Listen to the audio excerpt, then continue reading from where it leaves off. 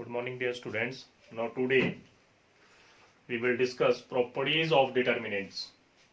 So fourth B exercise, properties of determinants. Now first property is reflection property. अब ये property होती क्या है? The value of determinant remain unaltered by interchanging its row and column. आप ये determinant की value मैंने लिखी हुई है, इसको बिना अल्टरनेट किए हुए साइन चेंज नहीं करने, रो और कॉलम को चेंज कर दो, interchange their row and column, इनके रो या फिर कॉलम को चेंज कर दें तो डिटर्मिनेंट की वैल्यू में कोई फर्क नहीं पड़ता है।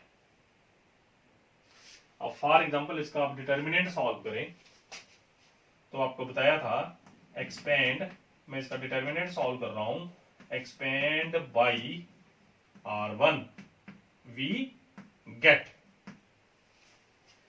तो 2 राइट डाउन 2, ये कॉलम नहीं लिखेंगे, 0 5 4 माइनस 7, फर्स्ट कॉलम और फर्स्ट रो के एलिमेंट छोड़ के बाकी लिख दो, माइनस माइनस प्लस 3, फिर 6 4 1 माइनस 7 और फिर आगे आपके पास plus 5, first row third column नहीं लिखेंगे, 4 एलिमेंट लिख दो 0, तो 2 इंटू 0 माइनस 20 प्लस 3, फिर आएगा 6 इंटू 7 42 नेगेटिव के और माइनस 4, फिर आपके पास आएगा 5 30 माइनस 0, तो इसको कैलकुलेट कीजिए, 2 into minus 20 plus 3 into minus 46 plus 5 into 30। अब आप कैलकुलेट करेंगे, दैट इज माइनस 40 और ये माइनस के हो गया आपके पास, 3 6 18 1 कैरी, 3 4 12 और 1 13 138 प्लस 150 5 3 15। अब इसको आप कैलकुलेट कर लो, ये आपके पास आएगा सॉल्व करने के बाद माइनस के 138 और ये हो गए माइनस के 178 प्लस 150, तो आप इसको माइनस कीजिए तो ये आपके पास रह गया 8, नेगेटिव रहेगा क्योंकि 178 बड़ी टर्म है, नेगेटिव है, तो ये 8 और 7 में से 5 2 माइनस के 28। अब प्रॉपर्टी क्या थी? Interchange its row and columns, मतलब हम इसको बोल सकते हैं ट्रांसपोज। जो मैट्रिक्स में हमने किया था, ट्रांसपोज ऑफ मैट्रिक्स, रो का कॉलम कर देते थे और कॉलम की रो कर देते थे, तो वही बात यहाँ पे है। अगर वैसा कर दें तो जो इसका डिटर्मिनेंट है उसकी वैल्यू सेम रहती है। तो अब इसकी ट्रांसपोज मतलब डिटर्मिनेंट की, interchange their row and column बोलेंगे, इधर मैट्रिसेस में इसको ट्रांसपोज बोलते थे, मैंने वही साइन लगाया डैश, तो 2 माइनस 3 5 फर्स्ट रो थी, इसको मैंने इंटरचेंज कर दिया फर्स्ट कॉलम में, ये 2 minus 3 5 this is first row, पर मैंने इसको इंटरचेंज करके लिखा फर्स्ट कॉलम में। अब सेकंड रो इज 6 0 4, तो मैं इसको इंटरचेंज करके लिख रहा हूं सेकंड कॉलम में, and the third one is 1 5 minus 7, तो इसको इंटरचेंज करके लिख रहा हूं थर्ड कॉलम में। इनके चेंज कर दिए, interchange their row and column, यही फर्स्ट प्रॉपर्टी है। अब इसका डिटरमिनेंट सॉल्व करेंगे तो राइट डाउन एक्सपेंड बाई, फिर again R1, expand by R1 we get, तो R1 से फिर एक्सपेंड करेंगे, राइट डाउन 2 और ये 2 की फर्स्ट रो और फर्स्ट कॉलम के एलिमेंट छोड़ के फिर 4 लिख लो, 0 4 5 माइनस 7, आगे साइन आएगा नेगेटिव 6, फिर आप फर्स्ट रो और सेकंड के डिलीट हो जाएंगे, माइनस 3 5 5 नेगेटिव 7, फिर आपके पास आएगा positive 1 minus 3 0 5 4।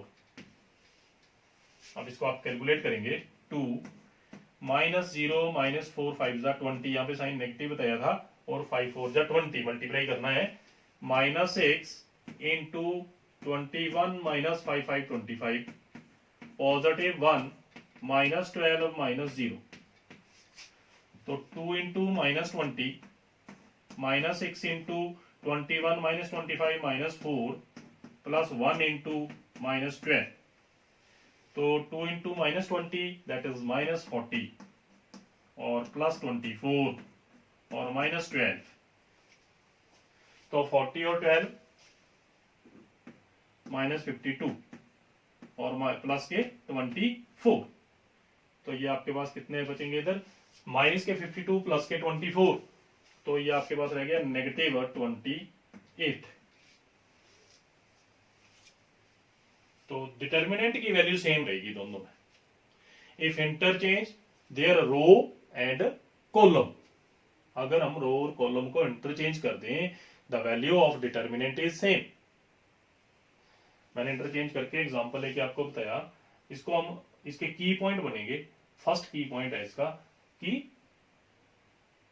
Transpose of matrix, transpose of determinant बोल सकते हैं। यहाँ पे जो वैल्यू थी उसकी ट्रांसपोज कर दो, उसका यही मतलब हुआ कि रो और कॉलम आपस में इंटरचेंज हो गए।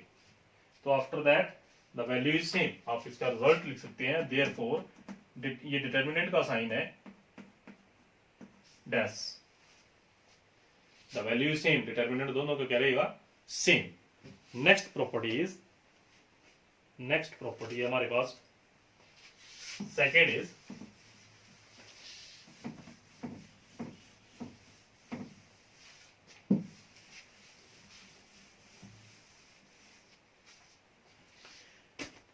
Switching property, SWITCHING, switching property. अब स्विचिंग प्रॉपर्टी में क्या है, if two adjacent rows or column of determinant, if two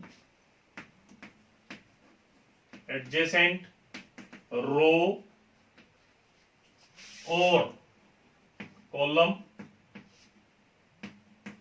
of determinant, मैं डिटर्मिनेंट शॉर्टकट में लिख रहा हूं DET, determinant are interchanged, then the sign of determinant is changed, are interchanged, then the sign of determinant is changed. For example, same example ले ली, 2 - 3 5 6 0 4 -7।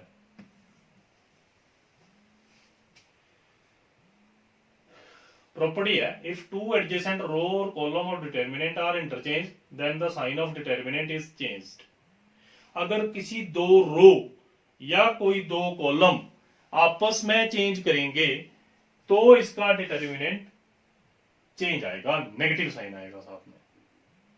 For example आप इसका पहले सिंपल डिटर्मिनेंट फाइंड कर लो, तो 2 into first row first column delete 0 5 4 -7 minus minus plus 3 6 4 1 -1 plus 5 6 0 1 5।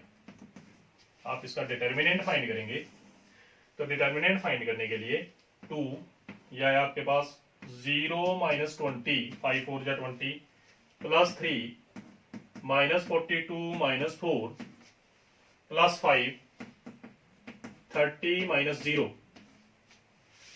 2 into -20 3 into -46 plus 5 into 30। Determinant solve करना है, आपने किया हुआ पहले। -40 और माइनस के 6 3 जा 18 1 कैरी 4 3 जा 12 और 1 13 138 150 सेम ही है। तो ये आपके पास आया -78 प्लस 150। पहले भी मैंने यही एग्जांपल ली थी -28। But the property is changed. अब प्रॉपर्टी है, पिछली प्रॉपर्टी में हम टोटली ही चेंज कर दिया था, इंटरचेंज रो एंड कॉलम, और इस प्रॉपर्टी में कोई दो रो कोई दो कॉलम इंटरचेंज करेंगे। तो ये मैंने एक करके बताया। अब इसका इंटरचेंजिंग, तो इंटरचेंज करूंगा मैं रो और कॉलम को, सेम स्टेटमेंट है। तो मैं यहां प्रॉपर्टी लगा रहा हूं R2 changes to R3, R2 की R3 बना देंगे और R3 की R2। तो ये R2 है और ये R3 है, इनको इंटरचेंज करेंगे। 2 माइनस 3 5, यहां आएगा 1 5 नेगेटिव 7 6 0 4। अब फिर डिटर्मिनेंट सॉल्व करेंगे तो साइन डिफर आएगा। 2 into same expand by R1, expand by R1, फिर इसको R1 से एक्सपेंड करेंगे तो फर्स्ट रो और फर्स्ट कॉलम के एलिमेंट नहीं लिखेंगे। 5 0 माइनस 7 4, माइनस माइनस प्लस 3, ये फिर कैंसिल होगा। 1 6 माइनस 7 4, आगे पॉजिटिव 5, फिर आएगा आपके पास 1 5 6 0। 2 इंटू 5 4 जा 20 प्लस 0 प्लस 3 इंटू 4 और plus 7 into 6 42 plus 5 into 1 into 0 0 minus 5 6 30। तो ये आ गया आपके पास 2 इंटू 20 प्लस 3 इंटू ये आ गया 46 प्लस 5 इंटू माइनस 30।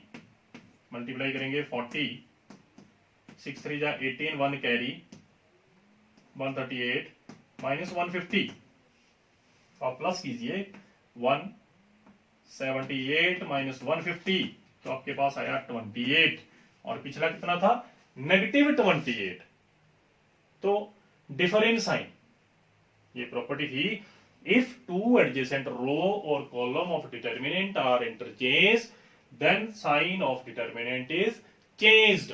अगर कोई दो रो और कोई दो कॉलम को इंटरचेंज करेंगे तो डिटर्मिनेंट आपस में साइन में डिफर आएगा। पिछले का नेगेटिव 28 आया था, अब 28 आया positive.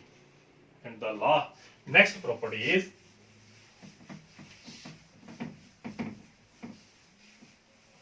repetition property। repetition property, repetition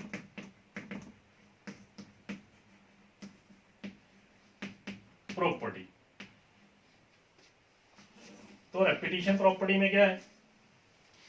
if two row or two column are identical, if two rows or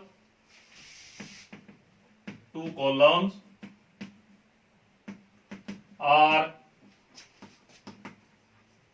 identical, then its determinant is 0।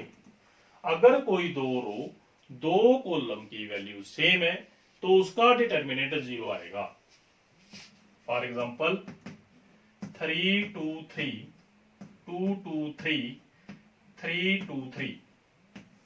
अब फर्स्ट रो और थर्ड रो के एलिमेंट सेम है। फर्स्ट रो में 3 2 3 लिखा हुआ है और third row में भी 3 2 3 लिखा हुआ है, तो दोनों के एलिमेंट सेम है, तो मतलब डिटर्मिनेंट 0 आएगा। Expand by R1, expand by R1 we get 3। First row और फर्स्ट रो के एलिमेंट छोड़ दो, 2 2 3 3, नेगेटिव 2, फिर फर्स्ट के और सेकंड के फिर छोड़ दो, 2 3 3 3, पॉजिटिव 3, फिर फर्स्ट और थर्ड के छोड़ के बाकी 4 लिखो, 2 2 3 2। ये डिटर्मिनेंट अभी सबको क्लियर होगा। I repeat again, expand by R1, write down 3, तो फर्स्ट के एलिमेंट छोड़ के 2 3 2 3 माइनस 2, फिर फर्स्ट और सेकंड कॉलम 2 3 3 3, सेम पॉजिटिव 3, और इसको सॉल्व करेंगे आप। 3 3 2 जा 6 माइनस 6, 2 और 3 को मल्टीप्लाई कर लिया, माइनस 6 माइनस 2, अगेन मल्टीप्लाई करेंगे, 3 2 जा 6 माइनस 3 3 जा 9, इस साइन में साइन नेगेटिव। नेक्स्ट आएगा प्लस 3, 2 2 जा 4 minus 6, 3 into 0 minus 2 into minus 3 plus 3 into minus 2, 0 plus 6 minus 6, तो डिटर्मिनेंट इज 0। तो ये 3 प्रॉपर्टी मैंने आपको आज करवाई, रिफ्लेक्शन प्रॉपर्टी, स्विचिंग प्रॉपर्टी और रेपिटेशन प्रॉपर्टी। तो रिफ्लेक्शन प्रॉपर्टी में क्या था कि interchange their row and column, सारी चेंज कर दिए और डिटर्मिनेंट सेम रहा। अब स्विचिंग प्रॉपर्टी में क्या आया, interchange there rose or column, रो मैंने रो चेंज करके बताई, आप कॉलम चेंज करके करेंगे फिर भी डिफर आएगा डिटर्मिनेंट का साइन। और थर्ड वन इज, ये थी रेपिटेशन प्रॉपर्टी, इसमें कोई 2 रो या 2 कॉलम सेम है, then its determinant is 0। Okay, thank you.